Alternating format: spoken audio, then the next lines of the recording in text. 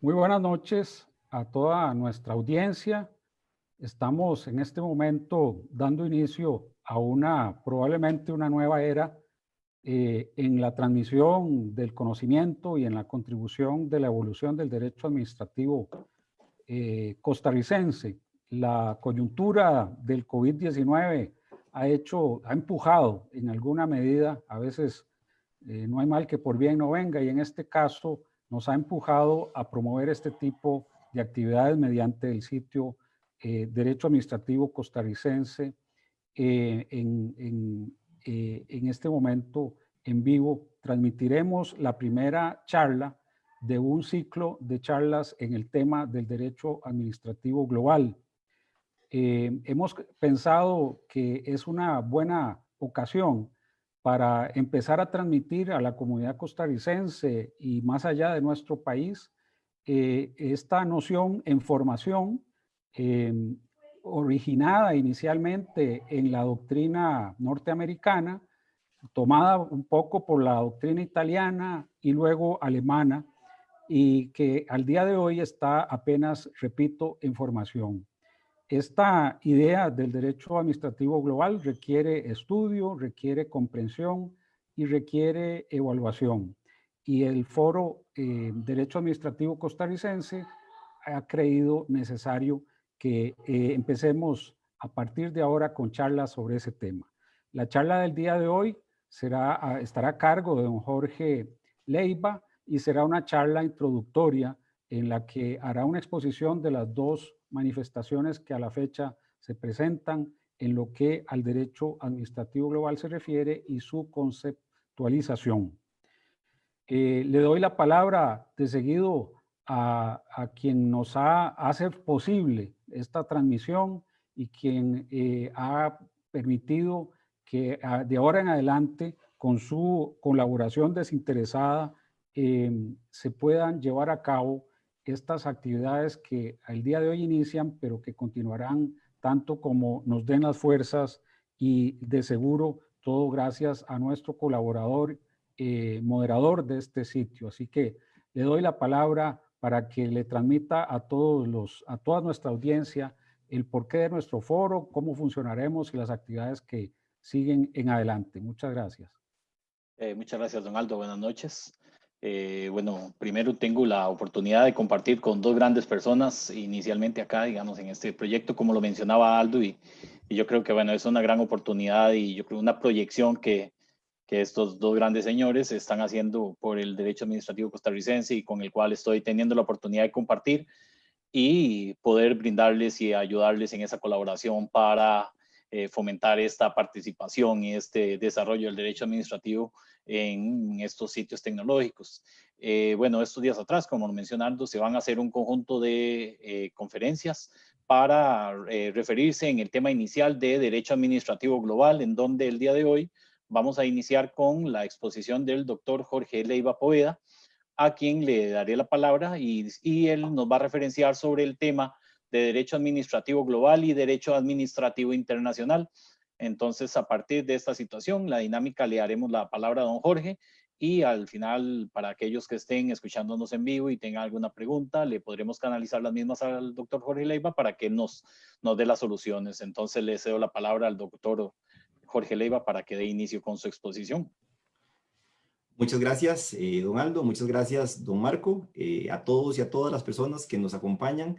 En primer término, mi agradecimiento y mi felicitación por su interés en aprender cada día más. De eso se trata. Los abogados y las abogadas estamos en un mundo en donde debemos estudiar todos los días.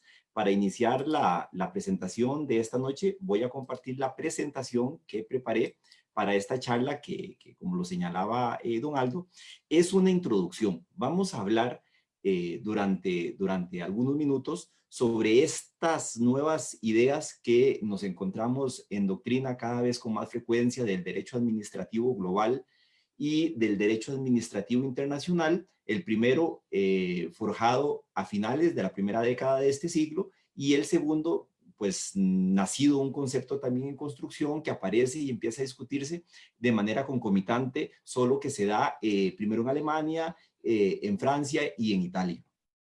Y finalmente veremos algunas críticas a este concepto del derecho administrativo global.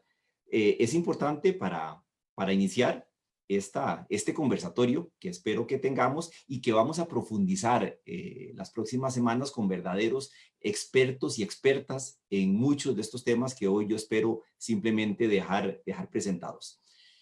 Es importante señalar que hoy en día tenemos una discusión al estar en una situación frente a un fenómeno novedoso. Surgen varios ejes de controversia propios del nacimiento de una disciplina, si se quiere, del derecho administrativo, y es que esta es posiblemente, si ustedes revisan la literatura especializada, se darán cuenta que el primer gran debate es si estamos o no frente a una nueva rama del derecho. Y aquí lo particular de esta discusión es que, a diferencia de lo que ha ocurrido en otros casos, es que no hay duda, o sea, no hay controversia, y ahorita lo comentaré y lo vamos a ver cómo se presenta en doctrina. No hay controversia de que esto que estamos viendo y de lo que vamos a analizar las próximas semanas es algo que existe, es algo con lo que vivimos. Y entonces tenemos una situación en donde a finales del siglo XX, posiblemente los últimos 20 años o los últimos 15 años, vimos cómo varios autores de vanguardia empezaron a hablar, de algo que ellos llamaban los efectos de la globalización en el derecho administrativo. Y es por ahí del año 2007, 2008 y 2009, donde en la Universidad de Nueva York, tres profesores, el profesor Kinbury, el profesor Chris y el profesor Stewart, empiezan a tener un punto común. Y digo un punto común porque no todos eran profesores de la misma rama. Aquí empiezan a converger en un análisis académico profesores de la Escuela de Derecho Internacional Público y profesores de Derecho Administrativo, y empiezan a darse cuenta que hay un espacio donde están convergiendo los conocimientos de estas dos ramas concomitantemente. Es decir, posiblemente el mismo año, pero de manera completamente autónoma, empiezan a surgir en Alemania. Aquí el que tiene a cargo este tema, tal vez al que podemos ubicar como las primeras referencias, es el profesor Smith, de nacionalidad alemana, que empieza a hablar de un derecho administrativo internacional. Y aquí creo que es importante reiterar algo que bien señalaba don Aldo al principio, que hay que ver con mucho cuidado, y es que estas dos concepciones o estas dos escuelas o estas ambas formas de abordar este fenómeno novedoso que nos ha traído la globalización no son iguales, pero hay que aclarar que tampoco son contradictorias. De hecho, se complementan. Lo que hemos visto es que a través de los postulados que ha desarrollado la Universidad de Nueva York han tenido un gran eco en América Latina y en Asia, y el continente europeo se ha decantado por un desarrollo bastante similar. Ahorita vamos a ver las características y las similitudes de ambos abordajes, que en muchos casos pues presentan algunas diferencias, evidentemente. Aquí es importante tal vez primero entrar en el tema de las similitudes, antes de repasar qué es y la estructura y la tipología de los entes que podemos incluir en el derecho administrativo global. Creo que es importante tener claro, para facilitar el abordaje del tema las próximas semanas, que tengamos tal vez unas nociones elementales de qué postula cada una de las dos escuelas, porque vamos a ver cómo posiblemente cada uno de los expositores o expositoras se decantarán por uno de estos dos abordajes. Una de las características que es común a ambos sistemas o a ambas escuelas es que las dos reconocen que cada vez más estamos ante una difuminación. Se vuelve más nebuloso la diferencia entre esto que hoy conocemos como derecho administrativo interno o doméstico y el derecho internacional público. Pues en el siglo XX ya tuvimos algunos fenómenos que se encaminaban a este proceso, sobre todo en el último cuarto del siglo XX. Recordarán ustedes, no me voy a quedar aquí, en temas como el de la protección multinivel de los derechos humanos, la consolidación de los procedimientos de protección de inversiones en terceros estados, fenómenos como el derecho comunitario.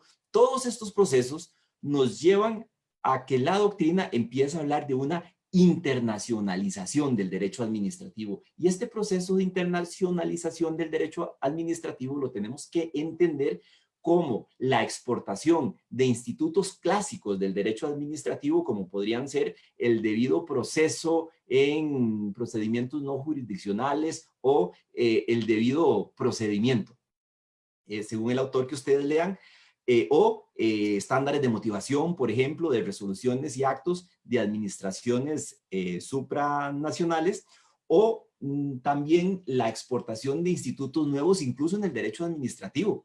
Fenómenos que para nosotros son relativamente recientes en la historia del derecho administrativo, como por ejemplo los institutos de la transparencia en la actividad pública, o los estándares de requerimiento de buen gobierno y participación de los individuos afectados por las decisiones administrativas. Todos estos conceptos e institutos que son de reciente aparición en el derecho administrativo doméstico, pues también han ido exportándose a este fenómeno, a estas organizaciones. Ahorita comentaremos un poquito más qué alcance tiene, y es esto lo que ha provocado lo que se denomina una administrativización de las organizaciones supraestatales más allá del derecho internacional público. Y aquí vamos a hacer más adelante una bipartición que me permito adelantar, porque vamos a tener un conjunto de entidades de derecho internacional público que siguen moviéndose dentro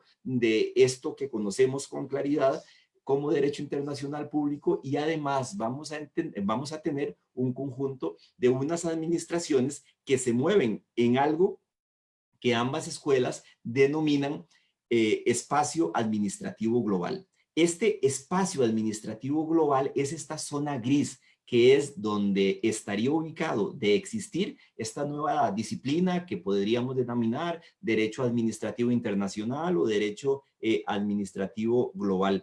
Y estas instituciones, cuya tipología espero abordar en unos cuantos minutos, se caracterizan, entre otras cosas, por tener una nueva burocracia, una burocracia internacional administrativizada, con una serie de conceptos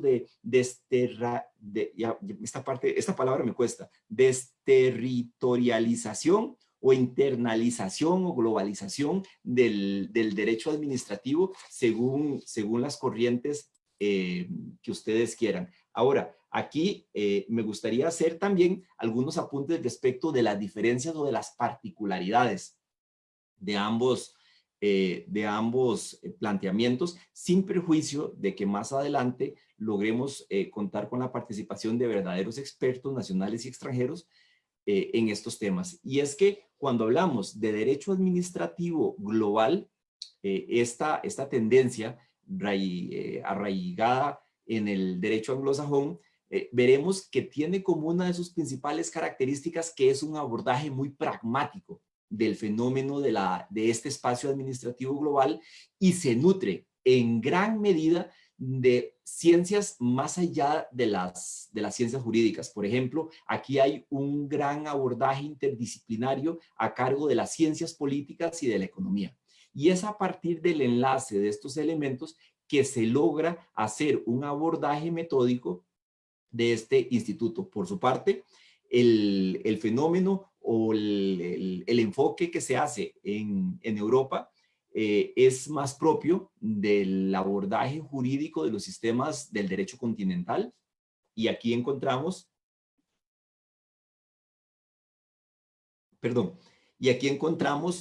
una forma de estudiar este fenómeno jurídico exclusivamente o muy fuertemente delimitado por las técnicas y los métodos de las ciencias jurídicas. Es un estudio, si se quiere, más académico, más desde el punto de vista doctrinal, y además esto que les estoy diciendo lleva al planteamiento del derecho administrativo internacional a establecer unos estándares más altos para reconocer qué es y quiénes pueden estar como administración pública global dentro de este espacio que hablábamos.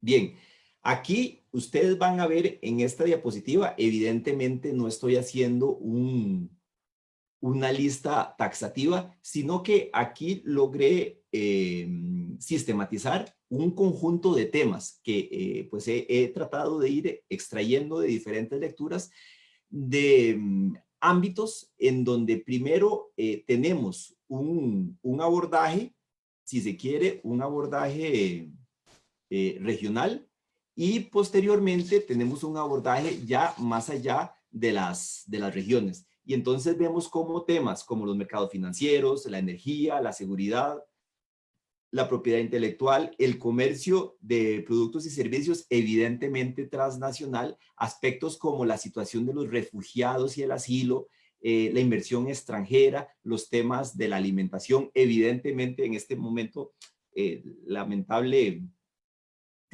decirlo, pero lo estamos viviendo con el COVID también, el tema de la participación de la Organización Mundial de la Salud en materias relativas a esta pandemia y en temas ambientales.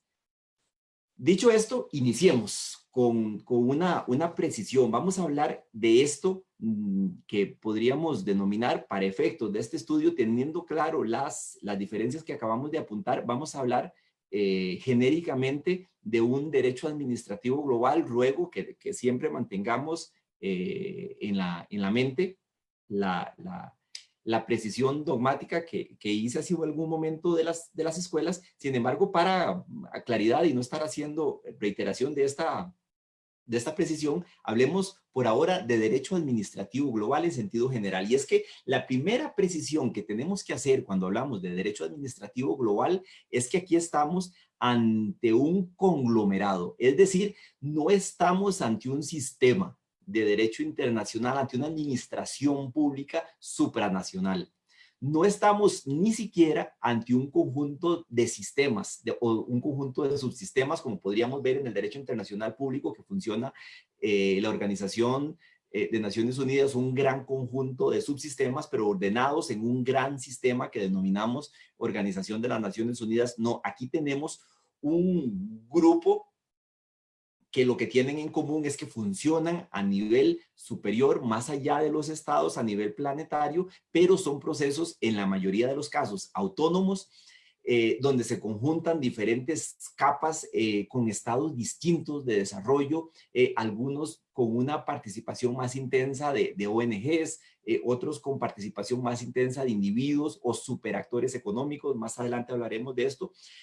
Tal vez si alguno o alguna de ustedes ha tenido acceso a ver documentos de la OCDE o documentos de derecho comunitario, habrán visto unos gráficos que se conocen frecuentemente como los spaghetti bowls o los platos de espagueti. Son unos gráficos donde normalmente se plasman todas las posibles relaciones a nivel internacional, ya sea en materia de inversiones o de acuerdos comerciales o de derecho comunitario, y se establecen líneas. Y cuando se construye este tipo de gráficos, se da uno cuenta que la cantidad de relaciones que hay es gigantesca y el gráfico termina apareciendo, como su nombre lo indica, un plato de espaguetis, de ahí el nombre que se le da a los gráficos. Bueno, cuando uno ve un gráfico de estos, de una de estas áreas, uno dice, el tema es complicado. Bueno, aquí no estamos ante un plato, no sé cómo decirlo, estamos ante una olla gigantesca o ante un food court con diferentes tipos de ingredientes y de procesos y de comidas, y esto es lo que tenemos en este caso. La mayoría de los procesos han vivido un proceso de evolución similar, aunque la regla no se cumple en todos los casos, donde primero vamos a tener una evolución dentro del derecho internacional público de relaciones interestatales. Posiblemente la realidad exige que el proceso avance a una flexibilización del derecho internacional para llegar a una situación de relaciones interadministrativas, y entonces ya no son trámites de cancillería a cancillería, sino son temas donde una administración específica en un campo particular coordina directamente con otra administración y se da una interacción inclusive sectorial. Hasta llegar, en la mayoría de los casos, a procesos en donde la administración empieza a gestionar y articular más allá de sus fronteras, de ahí el tema de la desterritorialización de este tema del derecho administrativo, y además gestiona con personas físicas y jurídicas sus competencias en algunos ámbitos.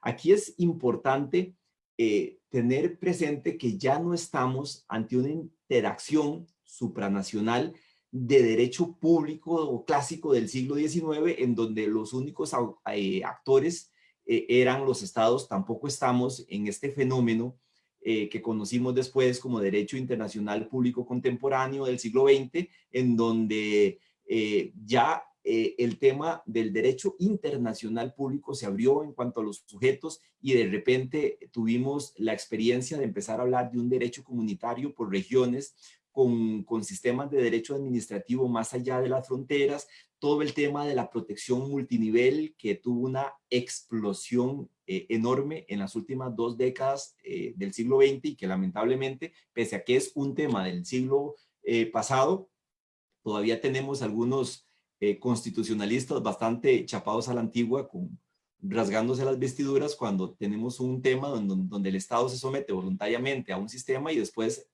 pues no nos gusta la situación. Estamos en este momento, para volver al tema, en un supuesto distinto. Dimos un paso más. En el siglo XX estamos, no sé si decirlo en términos de física, ante alguna gran expansión, o en términos de biología ante la explosión cámbrica, pero lo que tenemos es un proceso en diferentes ámbitos de la vida social, jurídica y política de los países y de la actividad económica de los particulares, porque esto hay que aclararlo, en buena medida o en gran parte se considera derecho administrativo internacional o global, porque no es una relación entre estados. Vamos a ver que casi todo está enfocado a la relación y participación de los particulares, sean personas físicas, sean personas jurídicas, sean organizaciones no gubernamentales.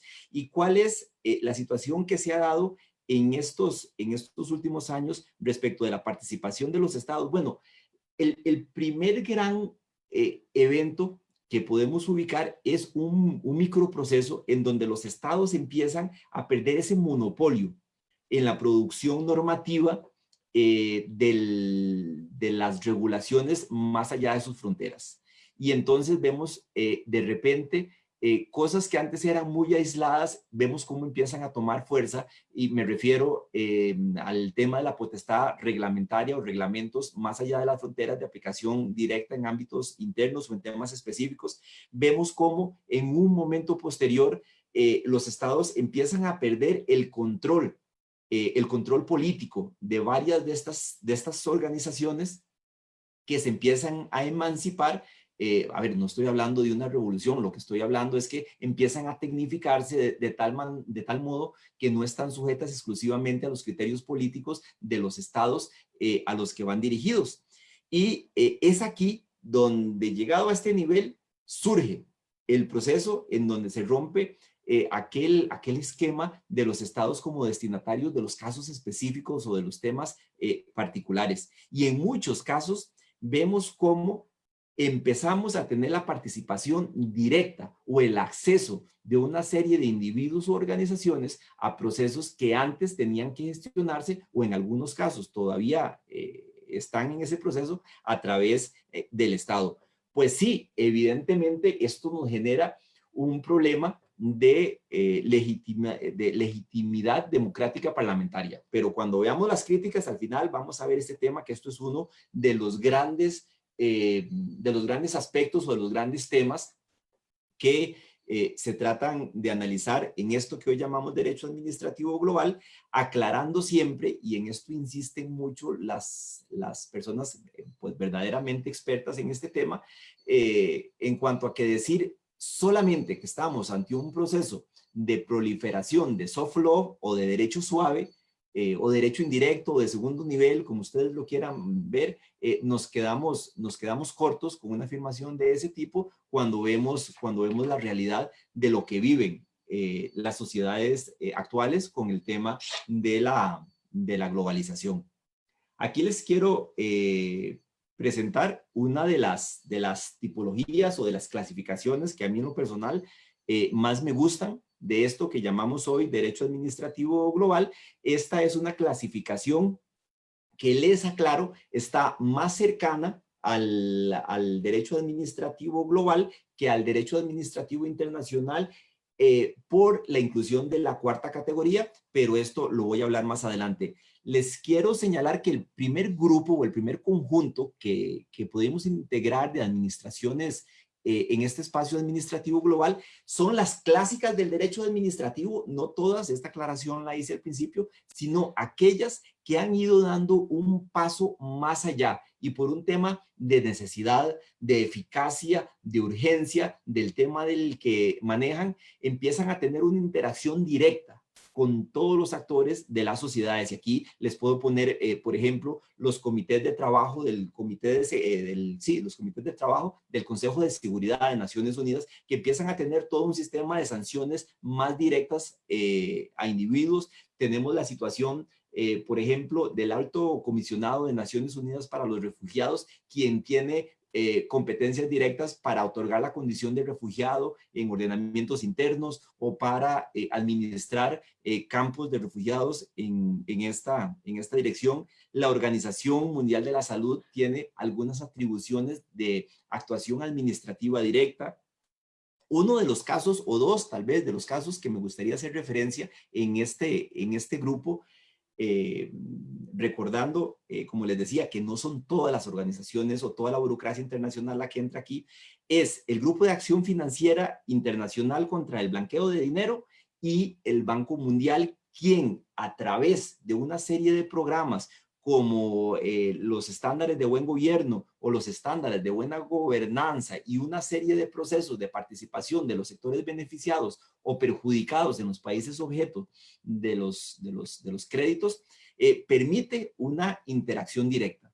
El segundo grupo son un conjunto de redes que ya no son burocracia internacional en el sentido tradicional, sino son redes que están conformadas por organizaciones, por administraciones internas y que interactúan en un escenario en donde producen información normativa, recomendaciones, actos de alcance general que impactan directamente el derecho administrativo de los estados. Pues evidentemente aquí cuando yo hago esta ponencia, yo sé que lo que se nos viene a la mente inmediatamente es Basilea, el Comité de Basilea, que está integrado por diferentes representantes de bancos centrales que adoptan una serie de recomendaciones. Pero aquí es importante también recordar que hay una serie, y Costa Rica tiene en su haber una serie de administraciones internas que participan a nivel de redes de órganos internos de estados con las mismas características que permite, por ejemplo, el reconocimiento mutuo o la homologación de certificaciones o la homologación de títulos de esta naturaleza. Hasta aquí todavía la situación, digamos que es pacífica. La tercera categoría ya nos empieza a generar un poco nos pone un poco dudosos o nos pone suspicaces.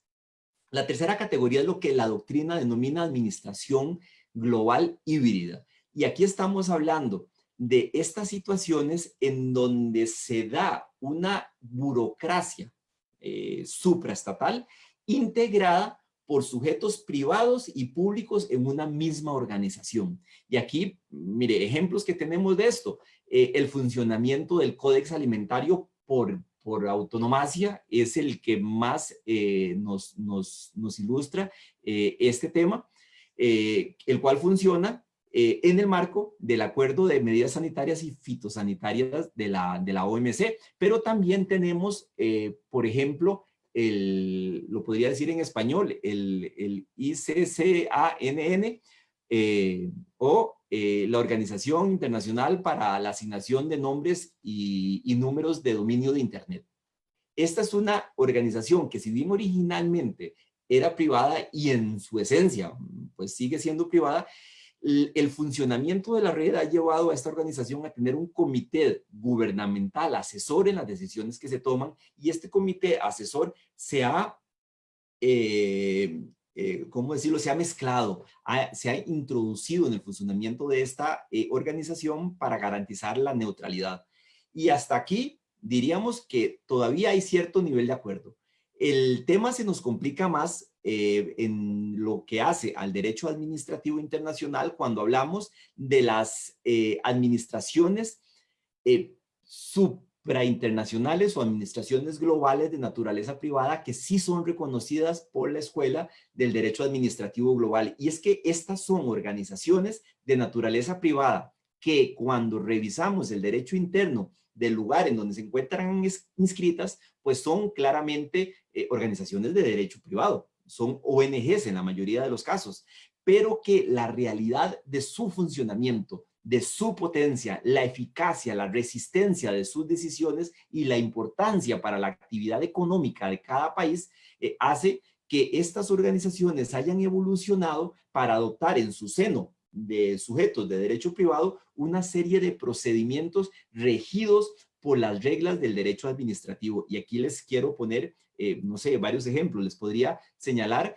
la Organización Internacional para la Estandarización, ISO. Tenemos también otra organización, la Fair Labor Association. Estas organizaciones del trabajo justo que pueden emitir una recomendación o un comunicado y afectar seriamente la economía de un lugar, de una empresa, de un país. Tenemos, por ejemplo, la Agencia Mundial Antidopaje.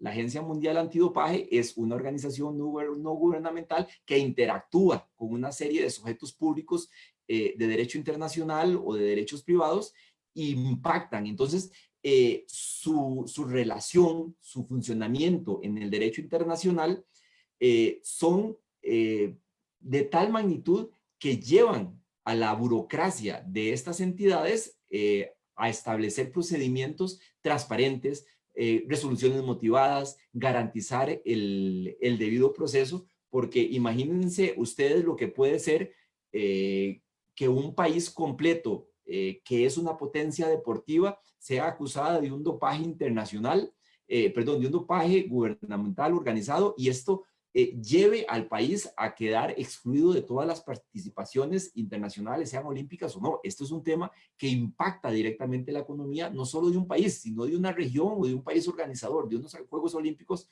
fuera del área de influencia de ese primer país.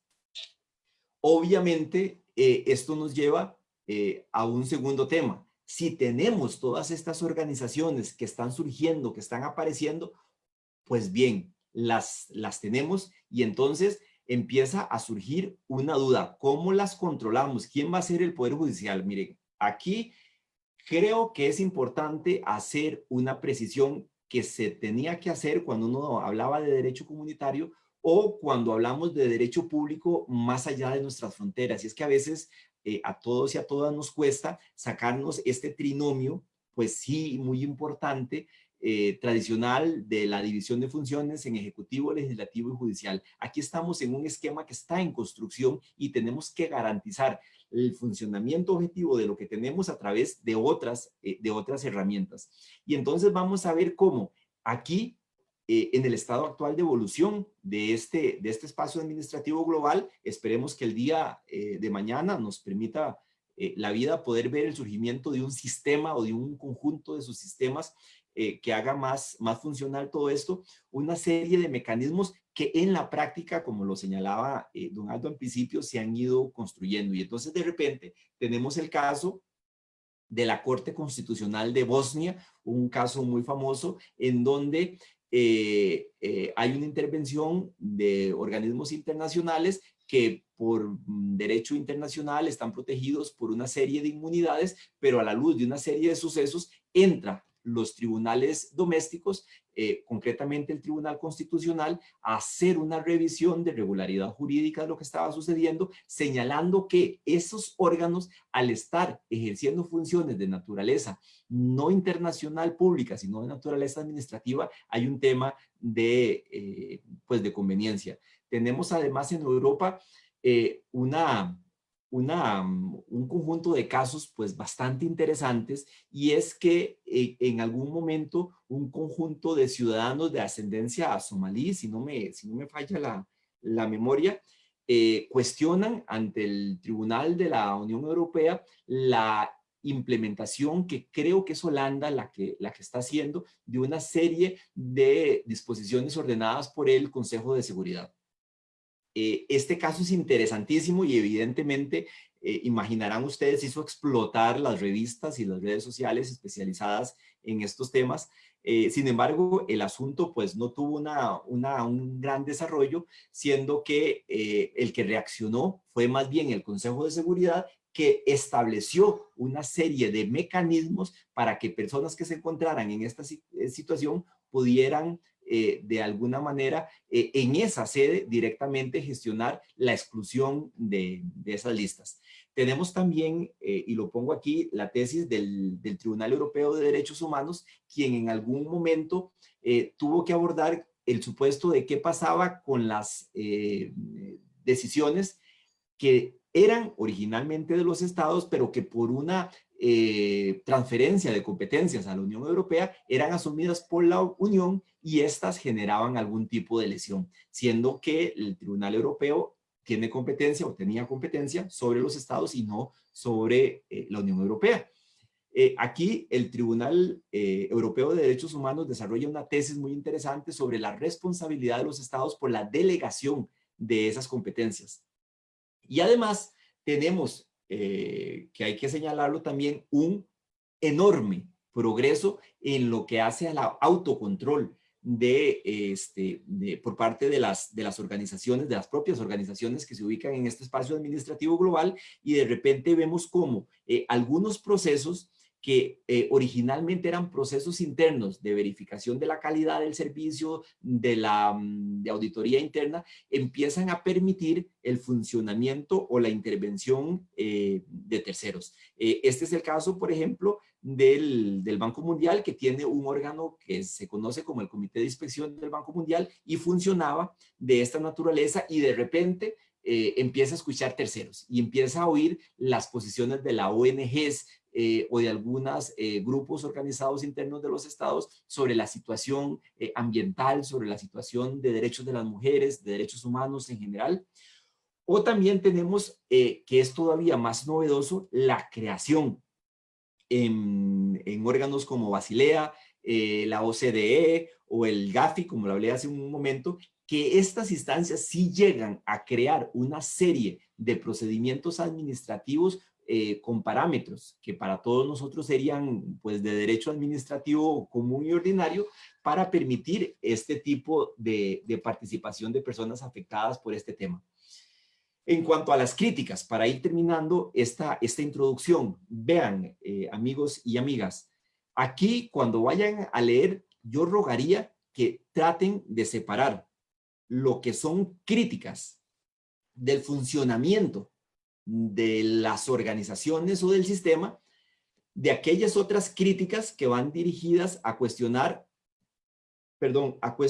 los aspectos académicos, es decir, si esto es una rama del derecho, si esto tiene un método, si es una disciplina jurídica o es una disciplina de las ciencias políticas, porque desde el punto de vista del funcionamiento de estas organizaciones, pues sí, se pueden enumerar una gran cantidad de objeciones o de señalamientos. Por ejemplo, el problema que tenemos aquí es el de todos conocido, lo que se conoce como los superactores, los actores políticamente poderosos o económicamente poderosos, que tienen un gran alcance o un margen, un músculo ante estas organizaciones, más allá que el resto de los interesados en el tema. Y evidentemente, el otro gran aspecto es, bueno, y la legitimidad democrática parlamentaria de estos órganos, ¿dónde está?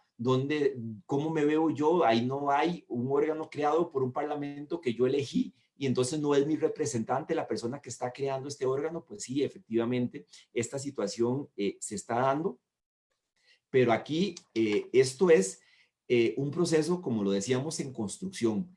Hay que pensar cómo esto se soluciona. La doctrina, tanto del derecho internacional, del derecho administrativo internacional, como el derecho administrativo global, en mucho lo que dicen es que esto se tiene que llegar a solucionar con más derecho administrativo internacional y con más derecho administrativo global. Yo recuerdo cuando yo estaba en la universidad, allá en los 90s, y algún profesor por ahí nos señalaba que la globalización era como un tren, que el tren iba y nosotros teníamos que decidir si nos subíamos en él o nos quedábamos atrás. Yo ahora creo que el ejemplo debería ser un poquito diferente. Todos estamos en el tren. Lo que nos toca ahora es decidir cómo vamos a vivir en ese tren, porque no podríamos bajarnos del tren. El costo económico y social sería indescriptible. Las críticas, ahora sí, al tema para ir cerrando esta ponencia. Miren, hay una serie de trabajos de una profesora, Darna Coleta, yo se los recomiendo, lo pueden encontrar en Google, si lo buscan. Ella se ha dado a la tarea de hacer una sistematización de las objeciones a ambos abordajes y, entre otras cosas, ella hace señalamientos muy precisos en cuanto a la falta de unidad del objeto de estudio, la falta de método, el débil carácter jurídico de algunas de estas capas o de algunos de estos sectores, el enorme problema de tratar de conceptualizar con las reglas del derecho administrativo interno a algo que se llame administración pública, cuando no estamos hablando de un Estado ni una función administrativa propiamente dicha, pero que tampoco es derecho administrativo internacional. No faltarán también, si lo verán ahí en algunas exposiciones suramericanas, si las buscan en YouTube, la enorme objeción de algunos autores argentinos de que todo este proceso tiene una enorme carga psicológica de los países imperialistas o de los países que gobiernan el mundo. Pero aquí en este tema no me voy a detener. Lo que quisiera es devolverme a las anteriores, y es que si revisamos todas estas críticas al concepto, a este dilema de si estamos frente a una nueva disciplina del derecho administrativo, hay que decir que todas las críticas son efectivamente ciertas.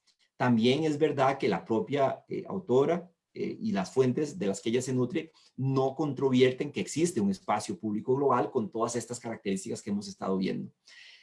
Sin embargo, mi posición personal es que aquí estamos ante una situación muy parecida a lo que vivimos en el siglo XIX. Yo creo que cualquiera de ustedes que estudie Derecho Administrativo se habrá encontrado con N cantidad de referencias al derecho administrativo en el siglo XIX, los avances del Consejo de Estado francés, por ejemplo, los desarrollos en materia de responsabilidad o todo lo que se desarrolló en Alemania en lo que hace al tema del acto administrativo, o los desarrollos del civil service inglés en Gran Bretaña. Si nosotros agarramos estas críticas, las tomamos y las llevamos al siglo XIX y las aplicamos nada más a esos 4 países, a Alemania, a Francia, a Inglaterra o a Gran Bretaña y a España, aclarando además la formación tardía de Alemania, pero hablemos del mundo germano, efectivamente todas estas críticas nos llevarían a decir, claro, no hay un derecho administrativo. Sin embargo, en este momento lo que ya sabemos era que estábamos en un proceso de formación de esto que hoy sí conocemos como derecho administrativo, con posterioridad a todo el fenómeno que provocó la Revolución Francesa. A manera de conclusión, y de una vez preparándome para el tema de las preguntas, amigos y amigas, más que dar respuestas o más que dar una cátedra o una clase de lo que es derecho administrativo global, mi intención en esta actividad introductoria era hacer una presentación de una puerta. Les quiero enseñar esta puerta la cual quiero que crucemos juntos. Y quiero que crucemos juntos porque está muy claro que lo que está del otro lado de esa puerta no es derecho internacional público clásico, no es derecho internacional público contemporáneo, tampoco es derecho administrativo interno, por más que nos guste esta rama del derecho.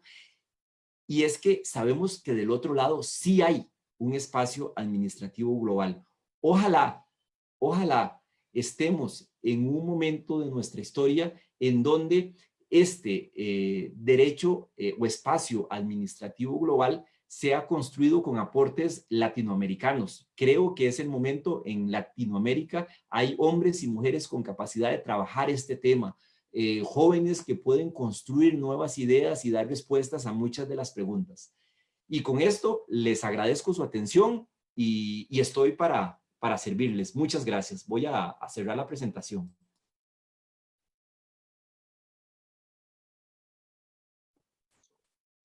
Bueno, Jorge, no tenemos por acá en la aplicación por ahora ninguna pregunta.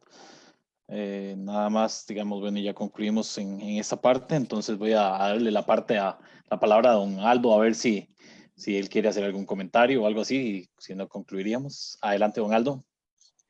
Sí, muy interesante la exposición de don Jorge.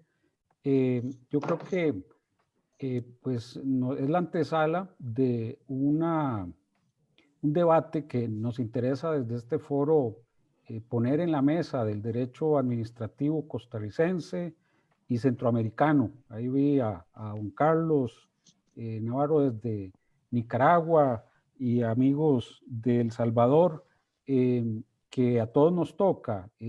Pues la temática vamos a seguirla desarrollando después de esta introducción que nos ha hecho hoy Jorge, con algunos de los más puntuales, evidencias que hemos venido detectando de cómo el derecho administrativo interno se ve influenciado, impactado por, digamos, que algunas de las organizaciones o acuerdos que alcanza nuestro país en el derecho internacional.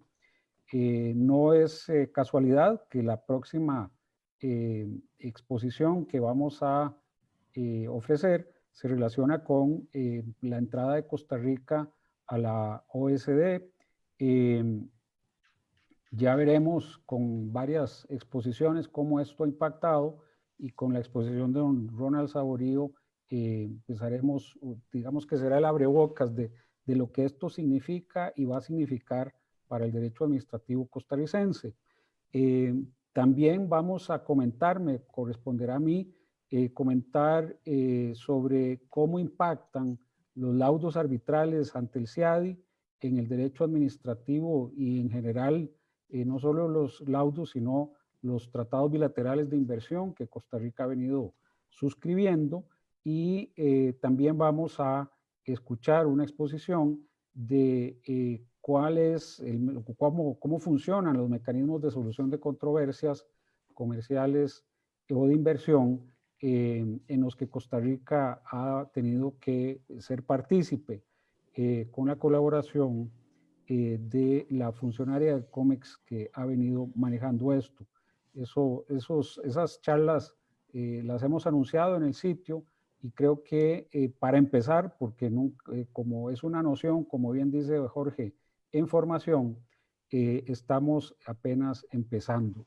Y precisamente quería comentar o plantearle a Jorge, para que se extendiera un poco en ello, cómo la doctrina norteamericana ha hecho su acercamiento y cómo la doctrina europea ha planteado el suyo. ¿Cuáles han sido esas, digamos, variables de los sesgos que una u otra doctrina ha venido planteando en este tema? Nos gustaría, o me gustaría, Jorge, ¿cuál es tu criterio al respecto?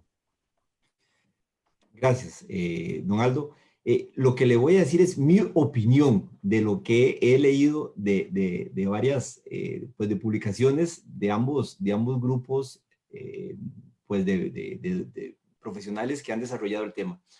Cuando reviso materiales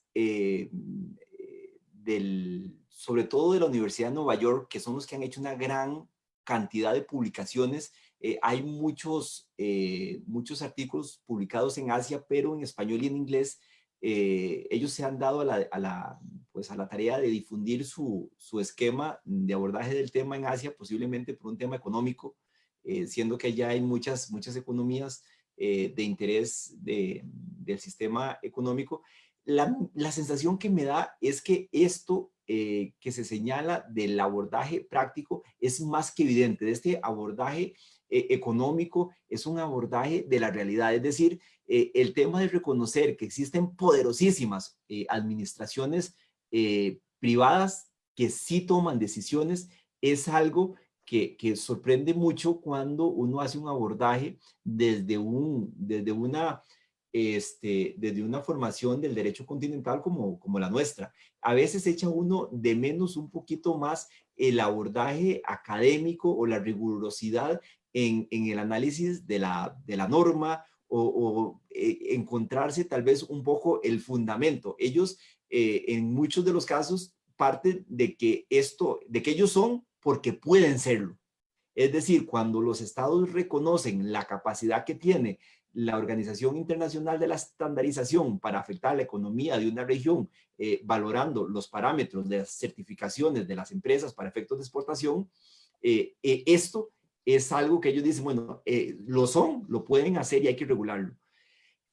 Tal vez por nuestra formación, nuestra forma en la que fuimos formados, sentimos una gran comodidad cuando leemos estudios del derecho administrativo internacional, particularmente de base alemana o francesa, con algunos abordajes o traducciones que se hacen desde España, porque se siente bastante familiar a lo que nosotros estamos acostumbrados. Entonces, es un abordaje donde en principio se empiezan a revisar las competencias jurídicas otorgadas al órgano que dice el tratado que lo creó, hasta dónde tiene potestades reglamentarias, y es un análisis que para nosotros que estamos más acostumbrados al tema de la norma y no tanto del precedente que se volvió práctica y después de volverse práctica se volvió norma, este abordaje se nos vuelve más cómodo. De ahí el interés de contar con alguna, y les adelanto, Aldo ha estado trabajando en contactar a algunos profesores europeos en esta dirección, de que cuando uno los lee a ellos se vuelve más familiar, pero también reduce enormemente este espacio global, lo que genera un problema a mi criterio, y es que cuando reducimos el espacio global poniéndonos muy estrictos desde el punto de vista jurídico, nos quedan una serie de organizaciones que en la realidad sí están ejerciendo una especie de actividad internacional que perjudica o beneficia a la sociedad. Y entonces ahí es donde uno dice, bueno, ¿hasta dónde no será conveniente no caer en estas rigurosidades que exige la doctrina alemana en este momento? Y no sé si con eso le contesto, don Aldo. Sí, muchas gracias, Jorge.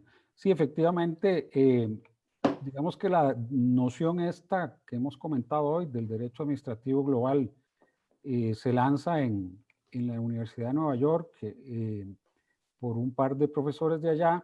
Ha tenido mucha acogida en Italia. Cassese y el profesor Guido Napolitano la han acogido, quizá no con más entusiasmo que en Francia, Alemania y España, precisamente por esto que señala Jorge, de las diferencias ya históricas de las raíces de los derechos, pero efectivamente, al fin y al cabo, cuando esto se le termine de dar forma, que no sabremos cuándo será, lo cierto es que es una realidad y que los centros de acción que impactan en el derecho administrativo interno de cada uno de nuestros países, cada vez son más y no son exclusivamente de raíz local, doméstica, y tampoco, como bien dice Jorge, necesariamente tampoco son órganos o entes supranacionales, o incluso son a veces organizaciones no gubernamentales con una enorme influencia al final en los ordenamientos jurídicos que la formalizan esas propuestas de soft law y las hacen normas como un requisito de gobernanza que desde organismos como la OECD y otros pues se vienen lanzando hacia nuestros países. Así que, por mi parte, agradecerle a don Jorge, a toda la audiencia Sí. que nos ha acompañado durante el día de hoy. Le cedo la palabra a don Marco para que Sí, tal haga el cierre vez, de hoy. perfecto, perdón, don Aldo, tal vez es que bueno, surgieron dos preguntas por acá, seguro originado Maravilloso. de estas conversaciones. La primera, por parte de don Jorge Córdoba, sería interesante saber cuál es su criterio con la Unión Europea y su función administrativa. Tal vez, digamos, como es más que todo personal y a ver qué conoce Jorge por si nos puede contestar esa y de seguido le formularé la otra que nos plantearon por acá. Sí, pues si me la repite, Marco, por favor. Ok. Sería interesante saber cuál es su criterio con la Unión Europea y su función administrativa. Mire, en primer lugar, un gran saludo a don Jorge Córdoba, un gran profesional, uno de los académicos más destacados a nivel nacional. Tuve el gusto de tenerlo tanto de profesor como de presidente de tribunal de tesis doctoral. Así que entenderán ustedes el compromiso en el que me encuentro de tener que atender. Me siento como en examen de nuevo, pero con mucho gusto le contesto a don Jorge. Yo evidentemente sí concluyo que existe en el proceso de evolución del sistema de integración europeo, funciones administrativas a cargo de la Unión Europea. Lamentablemente, el proceso de constitución europea fracasó con el rechazo de los dos referéndums. Hubiera sido, creo yo, un proceso de consolidación y que bien hubiera hecho tanto a la materia administrativa como al tema de los derechos humanos. Yo inclusive voy más allá. Aunque a veces nos cuesta entrar al tema, aquí en América tenemos una serie de procesos de integración donde ya hemos avanzado, a mi criterio, no lo suficiente, y sé que tal vez no será la afirmación más popular, pero creo que no hemos avanzado lo suficiente en los procesos que ya tenemos de administración pública comunitaria, tanto aquí en América Central, en el SICA, como en los procesos que se viven en Sudamérica, que para poner ejemplos, el CARICOM, perdón, la Unión, la Comunidad Andina o el Mercosur o en el Caribe, el CARICOM. Pero sí, efectivamente, de hecho, cuando uno revisa, son de los principales antecedentes. Antes de hablar de derecho administrativo global o internacional, nos encontramos con el tema del derecho administrativo comunitario. Perfecto. Y la otra formulada por Jimmy Arias. ¿Estaríamos entonces en una necesaria evolución o en algunos casos creación de nuevos organismos intergubernamentales? Mire, en evolución siempre estamos. Gracias, don Jimmy, por la pregunta. Es un proceso que siempre vamos a vivir. Los desarrollos de la economía, los desarrollos sociales, nos van a llevar siempre a evolucionar. ¿Creación de más burocracia? Pues no lo sé. No podría decirle, posiblemente en algunos sectores o en algunas capas de esto que llamamos conglomerado del espacio administrativo global, se requerirá la creación de más burocracia. En otros sectores será necesario la existencia de una reestructuración de lo que existe, pero no me atrevería. Me parece que la pregunta es muy buena por lo difícil de contestarla. O sea, no podría yo aventurarme. Sí estamos en evolución y sí va a haber la necesidad de crear nueva burocracia. ¿En dónde? No lo sé. Sí, estas serían las dos últimas preguntas. Creo que si no surge alguna otra pregunta o algún otro comentario, cerraríamos. Y simplemente tal vez para recordarles lo que les mencionó don Aldo antes, que la próxima semana estará participando en esta plataforma don Ronald Saborío Soto con el tema Costa Rica en la OCDE, el camino hacia hacia la membresía y las consecuencias de esta. Entonces, si no hay más observaciones, sería todo. Muchas gracias, don Jorge, y muchas gracias, don Aldo. Buenas noches. Buenas noches.